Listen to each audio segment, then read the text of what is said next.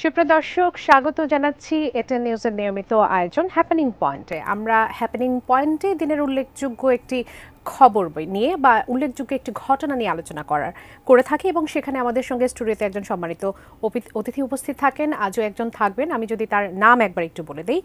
Colonel অবসরপ্রাপ্ত কাজী শরীফউদ্দীন, নিরাপত্তা বিশ্লেষক। তিনি থাকবেন কিছুক্ষণের মধ্যেই আমাদের সাথে যুক্ত হবেন। বুঝতেই পারছেন আমরা সেনাবাহিনীর যে ম্যাজিস্ট্রেসি ক্ষমতা, সেই ম্যাজিস্ট্রেসি ক্ষমতা নিয়ে আজকে কথা বলতে চাইব।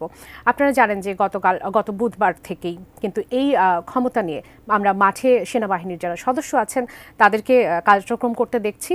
বিশেষ করে আপনারা জানেন যে ৫ আগস্টের পর দেশে যে পরিস্থিতিটা আসলে সৃষ্টি হয়, বিশেষ করে মব জাস্টিস থেকে শুরু করে আইন শৃঙ্খলা পরিস্থিতি একেবারে যখন কন্ট্রোলের বাইরে চলে যায়, সেই পরিস্থিতিতে কিন্তু সেনাবাহিনী যে ভরসার জায়গাটুকু আমাদের দিয়েছে, সেখান থেকে আমরা সকলেই আসলে চাচ্ছিল এবং দেশের এই পরিস্থিতি যাতে ঠিক করা যায় সেজন্য বিশেষ পাওয়ার হিসেবে তাদের ম্যাজিস্ট্রেসি ক্ষমতা দেওয়া হয়েছে। এর আগেও কিন্তু আমরা দেখেছি যে নির্বাচনে, বিশেষ করে জাতীয় নির্বাচনে এবং এছাড়া দেশের যে কোনো ক্রাইসিস মোমেন্টে আমরা কিন্তু সেনাবাহিনীকে সামনে আসতে দেখি এবং তারা কিন্তু এবারে যে ম্যাজিস্ট্রেসি ক্ষমতা দেওয়া হয়েছে সেটি কিন্তু যারা কমিশন অফিসাররা এখানে কাজ করবে। এখানে অপরাধীকে গ্রেফতার করা, সাজা দেওয়া, জামিন দিতে পারবে বাহিনীর কমিশনপ্রাপ্ত কর্মকর্তা। আর এ নিয়ে কিন্তু স্বস্তি প্রকাশ করেছে সাধারণ মানুষ। আমরা এই সম্পর্কিত একটি প্যাকেজ একটি প্রতিবেদন আছে আমাদের হাতে, সেটি একটু দেখে আসতে চাই। কোটা সংস্কার আন্দোলনের সময় গত ১৯ জুলাই রাতে সারা দেশে সেনাবাহিনী মোতায়েন ও কারফিউ জারি করা হয়। এর মধ্যেই ৫ আগস্ট গণ অভ্যুত্থানে পতন হয় আওয়ামী লীগ সরকারের। ৮ আগস্ট গঠন করা হয় ডক্টর মোহাম্মদ ইউনূসের নেতৃত্বে অন্তর্বর্তীকালীন সরকার। বিদ্যমান পরিস্থিতিতে এখনও সারা দেশে সেনাবাহিনী মোতায়েন আছে। আইনশৃঙ্খলা পরিস্থিতি নিয়ে নানা আলোচনার মধ্যেই সেনাবাহিনীকে বিচারিক ক্ষমতা দিয়ে মঙ্গলবার প্রজ্ঞাপন জারি করে সরকার। ফৌজদারি কার্যবিধির ১৭টি ধারায় সেনাবাহিনীকে এ ক্ষমতা দেয়া হয়েছে। এসব ধারায় সেনাবাহিনীর কমিশনপ্রাপ্ত কর্মকর্তারা অপরাধীকে গ্রেপ্তারি পরোয়ানা জারি, জামিন, তল্লাশি, সার্চ ওয়ারেন্ট, সমাবেশের অনুমতি বাতিল, সমাবেশ ছত্রভঙ্গ করতে বেসামরিক ও সামরিক ক্ষমতা প্রয়োগ সহ বেশ কিছু ক্ষমতা প্রয়োগ করতে পারবেন। সেনাবাহিনীকে বিচারিক ক্ষমতা দেয়ায় স্বস্তি জানিয়েছে সাধারণ মানুষ। তাদের মতে চলমান পরিস্থিতি থেকে সেনাবাহিনী দেশকে স্থিতিশীল করতে পারবে। যে কেউ অপরাধ করতে গেলে একটু চিন্তা করবে বা একটা সমাবেশ করতে গেলে তার সমাবেশটা কি যৌক্তিক না অযৌক্তিক, এই বিষয়টা বিবেচনা করে সে সমাবেশ, ধর্মঘট বা মানববন্ধন এগুলো করতে পারবে। ভালো আন্দোলন চললে সেখানে অবশ্যই সাপোর্ট দেবে সেনাবাহিনী, সমস্যা নাই। কিন্তু কিছু দুষ্কৃতিকারী থাকে যারা প্রবলেম ক্রিয়েট করতে চায়, তারা যদি সেগুলো আটকায় তাহলে দেশের মানুষের জন্যই ভালো। সেনাবাহিনীর প্রতি এতটা বিশ্বস্ততা আবেদন করি, সেটা বিচারের ক্ষেত্রে না, শুধু আমরা মনে করি যে সেনাবাহিনীকে গোটা বাংলাদেশের দায়িত্ব দিয়ে গেলে তারা তাদের সর্বোচ্চটা দিয়ে রক্ষা করার চেষ্টা করবে। পরিস্থিতির উন্নতির জন্য আগামী ২ মাস বিচারিক ক্ষমতা প্রয়োগ করতে পারবে সেনাবাহিনী। Moniruzzaman, ATN news, Dhaka.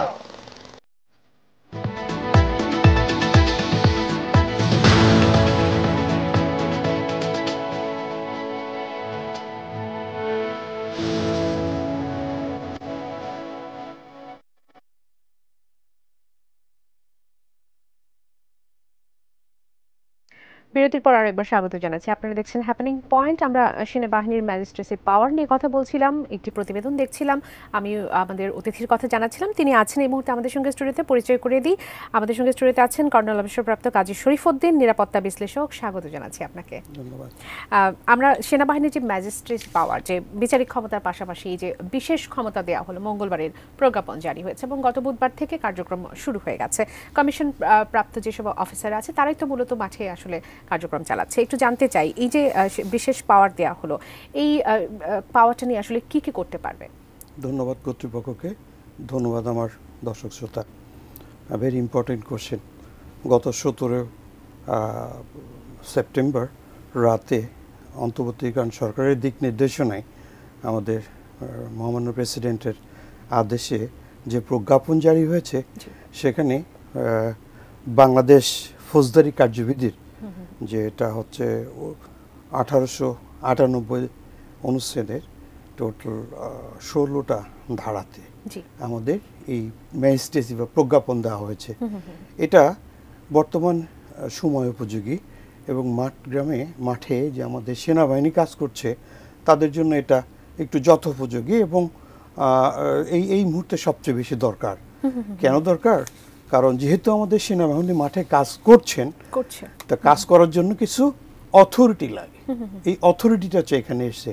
তাছাড়া একটা জিনিস আমি কনফিডেন্ট, আমাদের দেশপ্রেমিক সেনাবাহিনী তাদের পেশাদারিত্বের স্বাক্ষর রেখে নিজের যোগ্যতা অর্জন করেছেন। তো এই পাওয়ারের কোনো মিসইউজের কোনো সম্ভাবনা নাই। কারণ সেনাবাহিনী যে ম্যাজিস্ট্রেসি পাওয়ার, যেটা আপনারা বিভিন্ন মিডিয়ার মাধ্যমে আলোচনার মাধ্যমে জানতে পেরেছেন, টোটাল 16টা ধারা। তো 16টা ধারার ভিতরে সবচেয়ে ইম্পর্টেন্ট একটা ধারা আছে ধারা 100। তো এখানে ভুলভাবে বন্দি ব্যক্তিদের হাজির করার এবং অনুসন্ধান ওয়ারেন্ট জারি করার ক্ষমতা, অনেকগুলো ক্ষমতার ভিতরে এটা একটা কিন্তু ইম্পর্টেন্ট ক্ষমতা। কারণ ভুলভাবে যদি কেউ মিসজাজড হয়ে তার আইনগত সাপোর্ট থেকে বঞ্চিত হয়, এখান থেকে তাদের পুনরুদ্ধার করতে হবে। পুনরুদ্ধার করার জন্য যে ম্যাজিস্ট্রেসি পাওয়ার, সেটা আমাদের অতীব জরুরি। বাট যেটা আমরা জানি যে বিচারিক ম্যাজিস্ট্রেট আর প্রশাসনিক magistrate, it is something different. আচ্ছা, যখন এই ম্যাজিস্ট্রেসি ক্ষমতা আমাদের সেনাবাহিনীকে প্রদান করা হয়েছে, দেশের ম্যাক্সিমাম নিরীহ জনগণ যারা শান্তির পক্ষে, তারা এটাকে স্বাগতম জানিয়েছে। বাট বিতর্কের ঊর্ধ্বে নয়, আলোচনা এবং সমালোচনা এটা ছিল, আছে এবং থাকবে।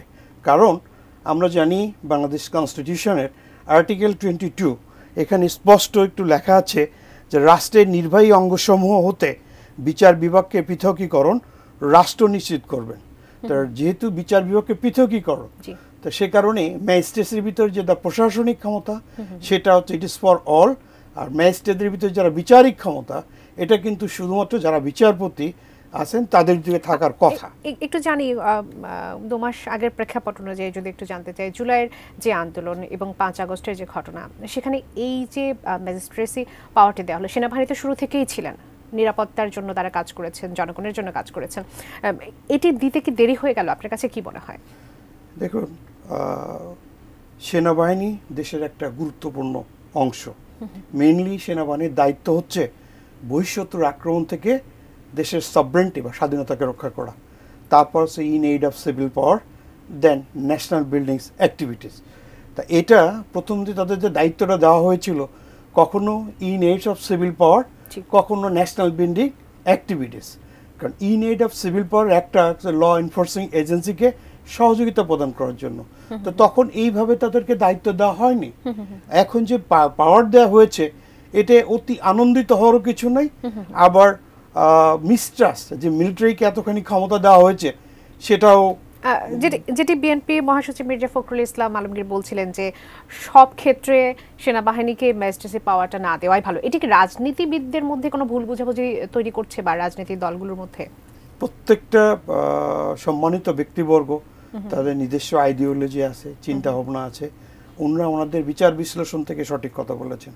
যেমনটি আমি বলেছি যে এই ম্যাজিস্ট্রেসি দেওয়ার কারণে যে বাংলাদেশ সেনাবাহিনী যে অতি গর্বিত হয়ে গেল, অতি ক্ষমতাবান হয়ে গেল, দেখুন, যারা বিশেষ সিকিউরিটি ফোর্সের দায়িত্বে আছে, তারা একটা আইন কিন্তু তাদের আছে, দ্যাট ইজ অর্ডিন্যান্স অ্যাক্ট 1986। এটার বদৌলতে তারা কিন্তু আর্মস পাওয়ার ডিল করেন, যে কোনো সময় যাকে security purpose for the national interest তাদেরকে সার্চ করতে পারে, অ্যারেস্ট করতে পারে, এটা করতে সব, কিন্তু কখনো তারা মিসইউজ করে নাই। একটা আমাদের খেয়াল রাখতে হবে, সেনাবাহিনীর কাছেও কিন্তু অস্ত্র, রাইফেল, গোলাবারুদ আছে, পুলিশের কাছেও অস্ত্র, রাইফেল, গোলাবারুদ আছে, বাট সেনাবাহিনী এবং পুলিশ গালফ ডিফারেন্স। সেনাবাহিনীকে যদি কখনো গুলির পারমিশন দেওয়া হয়, শুট টু কিল, তাকে গুলি করে মারতে হবে।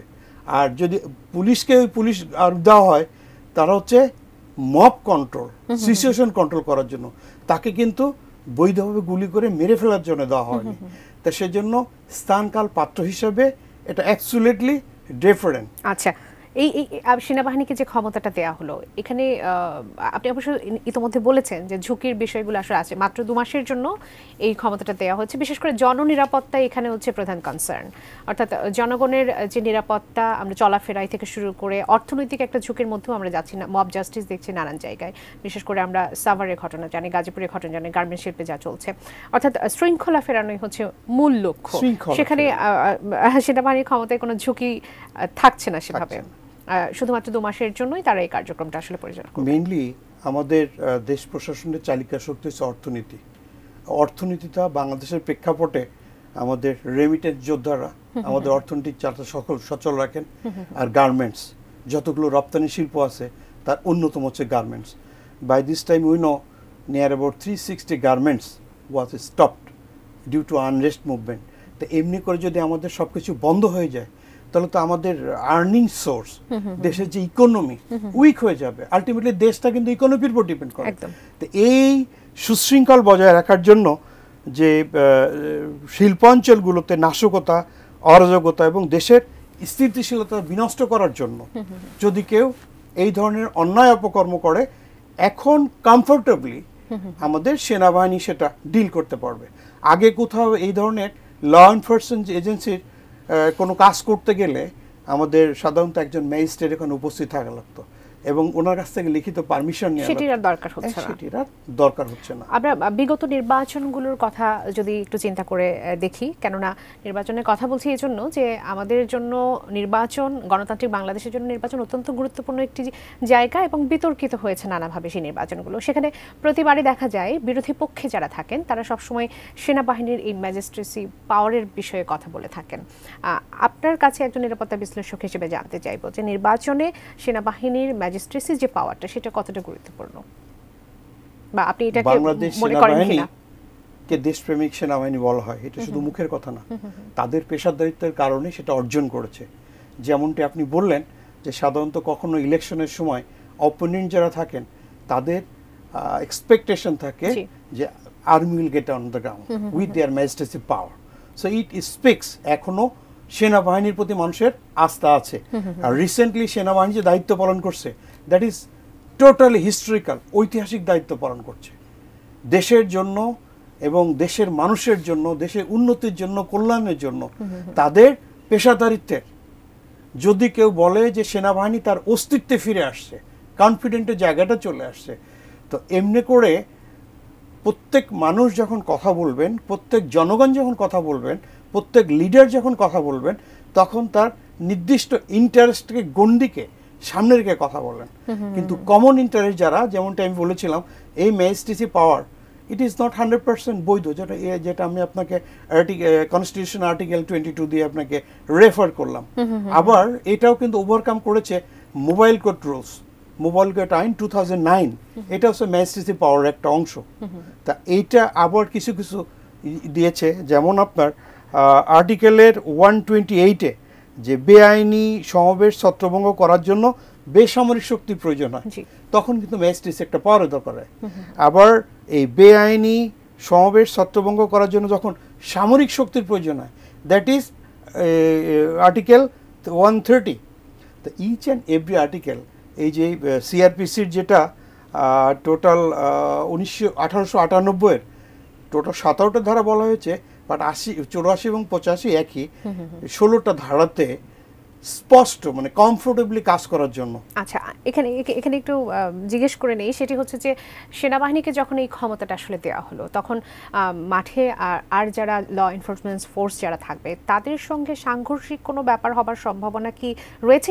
এ ধরনের প্রশ্ন আসলে জনগণের মধ্যেও এখন আসছে। দেখুন, গতকাল আমাদের মাননীয় স্বরাষ্ট্র উপদেষ্টা উনি স্পষ্ট বলেছেন যে ম্যাজিস্ট্রেসি পাওয়ার দেওয়া হয়েছে দেশ ও দেশের জনগণের কল্যাণের জন্য। আবার আইন উপদেষ্টা আসিফ নজরুল সাহেব উনিও কিন্তু বলেছেন যে এই মুহূর্তে শিল্পাঞ্চলগুলো যে আনরেস্ট আছে, অর্থনৈতিক চাকাটা সচল করতে তাদেরকে কিছুটা আইনের অধিকার দেওয়ার জন্য। তো ওভারঅল সেনাবাহিনী তাদের দায়িত্ব পালন করে যাচ্ছেন যখন যেভাবে বলা হচ্ছে তখন। কারণ সেনাবাহিনী যখন মাঠে আসে তখন একটা অপারেশন অর্ডার হয়, তখন রুলস অফ এনগেজমেন্ট হয়, টাস্ক অ্যান্ড রেসপন্সিবিলিটি হয়, মিশন অ্যান্ড ভিশন, তাদের কি উদ্দেশ্য মাটিতে এসছে, সেই মিশন আর ভিশনটা ব্ল্যাক অ্যান্ড হোয়াইট লিখিত আকারে প্রত্যেকটা লোকের কাছে। আর একটা জিনিস কিন্তু এখানে খেয়াল রাখেন, বারবার কিন্তু প্রজ্ঞাপনের পরে এবং আপনাদের মিডিয়াগুলোতে বলা হচ্ছে কিং মানে কমিশন অফিসারদের অথরিটিটা দেওয়া আছে। কমিশন অফিসার হতে গেলে প্রথমত জানেন যে 3 বছর তাকে পরিপূর্ণ একটা ট্রেনিং এর মাধ্যমে পেশাদারিত্বে স্বাক্ষর রাখতে হয়। তারপর second lieutenant to captain to major, major to lieutenant, captain to major, MBML মানে রুলস আইন কানুনের উপর ভিত্তি করে তাকে পাস করা লাগে।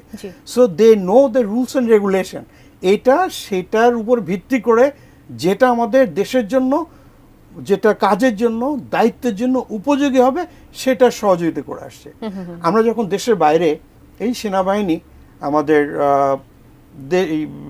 হোয়াট শুড আই সে যে ইন্টারন্যাশনাল পরিমণ্ডলে, আন্তর্জাতিক পরিমণ্ডলে যে পেশাদারিত্বের স্বাক্ষর রেখেছে, শান্তিরক্ষী বাহিনী দায়িত্ব পালন করছে, তখনও কিন্তু as per MOU memorandum understanding we are getting the authority to secure ourselves to counter. এমন কোনো ঘটনা কিন্তু বিশ্বের কোনো দেশে ঘটে নাই যে এই আইন তার বাংলাদেশ সেনাবাহিনীর হাতে দেওয়া হয়েছে আর ওটা মিসইউজ করে এই এলাকায় জনপ্রিয় শেষ প্রশ্নটি জানতে চাইবো যে এটা আসলে জনগণের উদ্দেশ্যেই, কারণ সেনাবাহিনী তার দায়িত্ব তার জায়গা থেকে পালন করবে, সেখানে জনগণের কাছ থেকে কি ধরনের সহযোগিতা আপনারা কামনা করছেন? This is the game played by very competent, confident local and military people. কারণ একটা ডিসিপ্লিন এস্টাবলিশ করতে কখনো একা পারে না। আমাদের বাংলাদেশ পুলিশ ফোর্সের দায়িত্ব ছিল এই লোকাল সিকিউরিটিগুলো এনশিওর করা। অ্যাজ পার পেপার গতকাল আমি জানি যে 187 জন এখনো পুলিশ অফিসার চাকরিতে যোগদান করেন নাই। আমাদের স্বরাষ্ট্র উপদেষ্টা মহোদয় বলেছেন যারা যোগদান করেন নাই, there is something wrong, maybe they did something wrong, that's why not getting confident to back, কারণ তাদের আইনের আশ্রয় নেওয়া হবে। আর একটা জিনিস যে আমাদের প্রশাসনিক ক্ষেত্রে যে সব কর্মকর্তারা দায়িত্ব পালন করেন, ওনারা বড়দেরকে ঈশ্বর বানিয়ে মানে তাদের তোয়াজ-তোষামত করে ব্যক্তির স্বার্থ উদ্ধার করার জন্য নিজেকে প্রভাবিত করেন। এইটা দেখে তার জুনিয়র যারা আছে তারা নেগেটিভ বড়াই প্রভাবিত হয়, কারণ দেখছে একটা অন্যায় কাজ করছে, তাকে আবার he is getting all the privilege. It is not his problem also. ওই প্রশাসনিক কর্মকর্তা, ওই পুলিশ অফিসার বা ওই XYZ উনি ওই কর্তা ব্যক্তিকে উপরে উঠিয়ে তোষামত করে ঈশ্বর বানিয়ে নিজের স্বার্থ হাসিল করছেন। এই সেক্টরে প্রত্যেকে যার যার জায়গা থেকে অবদান রাখতে হবে। যারা কর্তৃপক্ষ, দে শুড আন্ডারস্ট্যান্ড যে this is not the original duty, this is just flattering. অসংখ্য ধন্যবাদ জনাব কাজী শরীফউদ্দীন, আপনাকে আমাদের এই আয়োজনে যুক্ত হবার জন্য। আমরা অনেক কিছু জানার চেষ্টা করেছি আপনার কাছ থেকে, নিশ্চয়ই আবার আমন্ত্রণ জানাতে পারব। কর্তৃপক্ষকে অসংখ্য ধন্যবাদ। দেশপ্রেমিক সেনাবাহিনী তারা পেশার দায়িত্বের স্বাক্ষর রেখে রিসেন্টলি যে কাজটা করলেন সেটা ঐতিহাসিক। তাদের উপরে সমগ্র দেশ না বিশ্ববাসীর এখন কনফিডেন্ট ফেরত আসছে। আপনারা সার্বিক সহযোগিতা করুন। এই আইনের মিসইউজ কিং কমিশন অফিসার, সেনাবাহিনীর অফিসাররা কখনো করবে না। আপনাদের সুন্দর সুষ্ঠু শান্তির দেশ উপহার দেবে, আমরা সেই প্রত্যাশা করি। সুপ্রিয় দর্শক, হ্যাপেনিং পয়েন্টের আজকের আয়োজন এই পর্যন্তই। আগামী পর্ব দেখার আমন্ত্রণ জানিয়ে আজ এখান থেকে বিদায় নিচ্ছি। ধন্যবাদ সবাইকে সাথে থাকার জন্য।